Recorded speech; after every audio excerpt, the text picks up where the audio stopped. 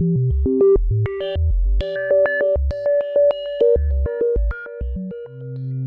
deadliest cave in the world. Deep within Mount Elgon National Park, on the border of Kenya and Uganda, there's a cave carved not by water, but by the relentless tusks of elephants. Kitum Cave stretches over 600 feet into the mountain, its walls scarred by generations of animals mining the rock for salt. At night, under the flickering glow of the African moon, herds of elephants venture inside, using their tusks to break off mineral-rich chunks. They chew the rock, grinding it down to extract the salt, a vital nutrient in their diet. After the elephants leave, the cave fills with scavengers. Buffalo, hyenas, and smaller creatures pick through the remnants, licking at the salt-streaked stone. It's a rare natural phenomenon, a subterranean oasis in the wilderness. But beneath its quiet beauty, Kitum Cave holds a darker secret, one that has earned it the chilling title of the deadliest cave in the world. In January 1980, a French expatriate known as Charles Monet visited Kitum Cave. Days later, he fell ill. Fever, vomiting, agonizing headaches. Soon, his body began breaking down from the inside. Rushed to Nairobi Hospital, Monet died in an isolation ward. Doctors were horrified. They'd never seen anything like it. A few years later, a Danish boy, visiting the cave on vacation, fell victim to the same fate. His symptoms mirrored Monet's. He too died in agony. The culprit was identified as Marburg virus, a close relative of Ebola, with an alarmingly high fatality rate and no cure. With two victims tied to the same location, scientists scrambled to find the source. Kitum Cave, they theorized, might be ground zero for one of the deadliest viruses known to man. Researchers from the CDC and the World Health Organization descended on the cave, dressed in hazmat suits, and taking samples from rock surfaces, soil, and thick layers of bat guano. Their prime suspects were Egyptian fruit bats, hundreds of which clung to the cave's ceiling. Yet no victim had reported a bat bite. In 2007, a new theory emerged. The virus wasn't being transmitted through bites. It was airborne. Tiny viral particles suspended in the dust and guano could be inhaled into the lungs, infecting visitors simply by breathing the cave's musty air. Unlike Ebola, which has seen vaccine development and international containment efforts, Marburg remains a virtual death sentence. Outbreaks have continued into the 21st century, including a 2007 outbreak in Uganda linked to bats. There is no widely available treatment, no guaranteed cure, only the hope of avoiding exposure. Kitum Cave remains open to visitors. Its salt-laden walls still attract elephants, and those who enter step into a place where nature and death intertwine, where a single breath could change everything. The coffins of Arthur's Seat. Beneath the jagged cliffs of Arthur's Seat, hidden in a shallow recess in the rock, lay something strange. 17 miniature coffins, each no more than 10 centimeters long, stacked in tiers and partially concealed by broken slate. It was June 1836 when 3 local boys, out hunting rabbits, stumbled upon this eerie collection while climbing the famous hill that overlooks the city of Edinburgh. Instead of prey, they found what would become one of Scotland's most perplexing mysteries. Were they simply dolls, or perhaps something darker, tied to one of Scotland's most infamous crimes? Inside each coffin rested a small wooden figure, dressed in delicate hand-stitched clothing. Their painted faces, though faded, stared blankly ahead. Some had been carved with care, their features finely shaped, while others were crude and unfinished, as if the maker's skill or patience had varied over time. News of the discovery spread quickly. The London Times reported that the coffins had been placed in layers over many years. The lowest tier had nearly rotted away, the fabric wrappings reduced to dust. The middle coffins, though aged, remained mostly intact. The uppermost coffin, however, looked almost new, as if it had been placed only recently. Speculation ran wild through the city. Some believed the coffins were part of a ritual, witchcraft, black magic, or a symbolic burial for those lost at sea, whose bodies had never returned home.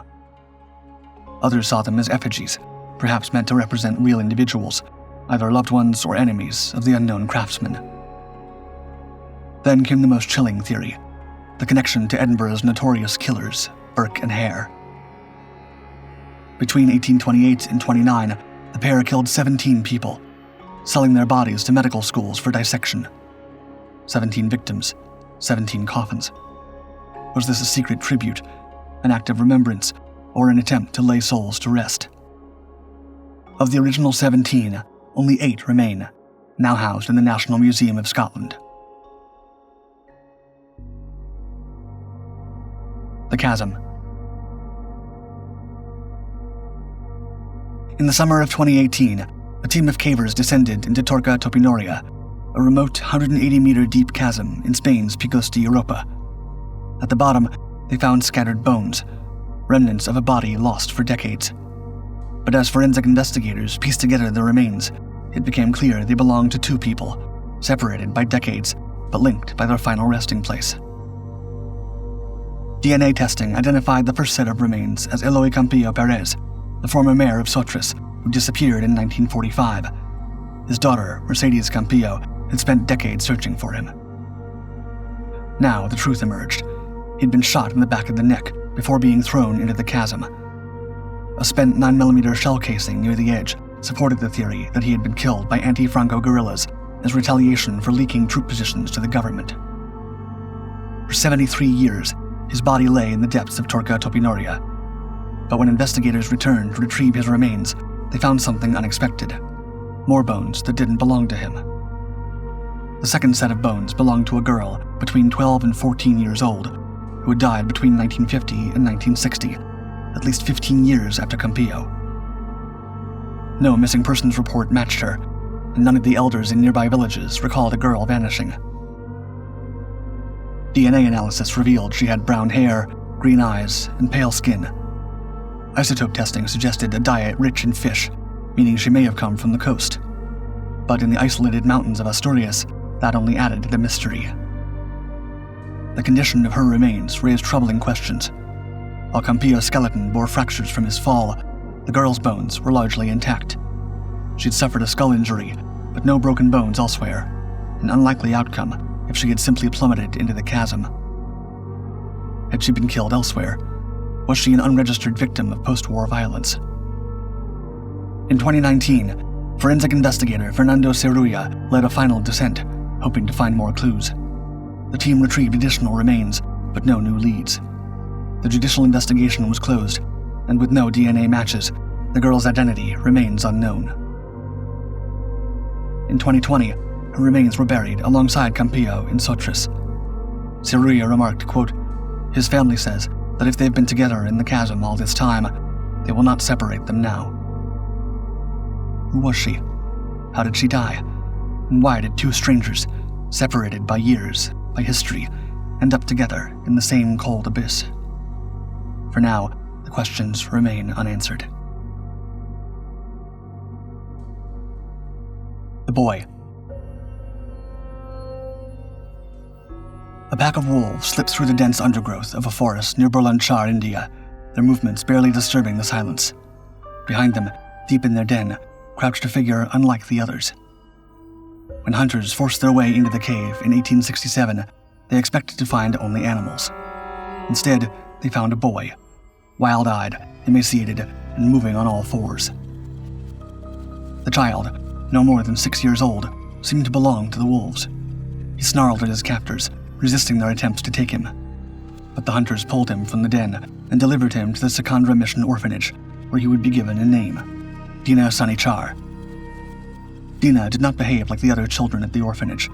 He crawled instead of walking, ate raw meat, and howled at night. He refused cooked food and showed no understanding of human language. His caretakers tried to teach him to speak, but the sounds of words seemed foreign to him. Despite years in human society, he never learned to communicate beyond grunts.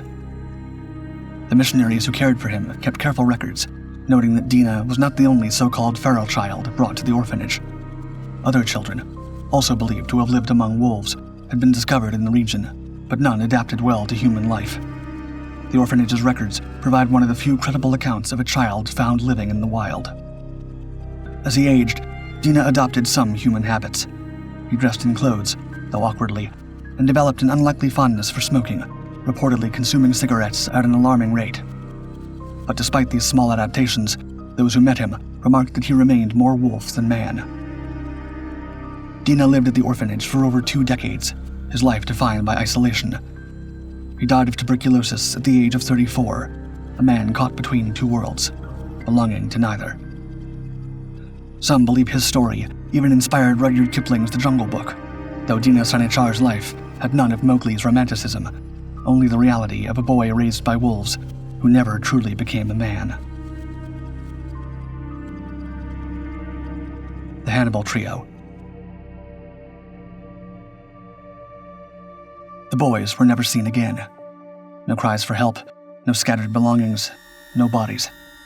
One moment, there were 3 kids drawn by adventure, slipping into the dark mouth of a cave. The next, they were gone, swallowed whole by the earth beneath Hannibal, Missouri. On May 10, 1967, brothers Joey and Billy Hogue, along with their friend Craig Dowell, set out to explore a newly uncovered cave near their neighborhood. The boys, aged between 11 and 14, had been captivated by the labyrinth of caves running beneath Hannibal, fitting for a town immortalized by Mark Twain's tales of boyhood adventures. But this particular cave, known as Murphy's Cave, had been exposed only recently due to construction work. It was an irresistible call to adventure. By nightfall, their families grew anxious. Calls to friends yielded nothing.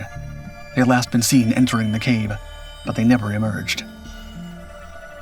Search teams swarmed the site. Volunteers, experts, even cave specialists from out of state combed Murphy's Cave and the surrounding areas, but the boys had vanished. No footprints, no clothing, no evidence of a cave-in. It was as if they had simply disappeared into the stone. Some believe the boys had been buried alive in an unseen collapse, their final passage sealed forever beneath the town. Others suggested something far more sinister. Serial killer John Wayne Gacy was known to have passed through Missouri around this time, and the boys fit his victim profile. Could they have fallen prey to a monster lurking outside the cave? Another theory pointed to a cover-up. The construction site had been hazardous, with heavy blasting taking place. Had an accident buried them under tons of rubble, only for the company to erase all trace of it. For decades, the mystery endured. Then, in 2022, a new entrance to Murphy's Cave was discovered, rekindling hope. But once again, there were no answers, no remains, no trace of the lost boys. Which of these caves would you least want to be stuck in? Let me know in the comments. As always, thank you for watching Dark 5. Like and subscribe to continue exploring the greatest mysteries of this world and beyond.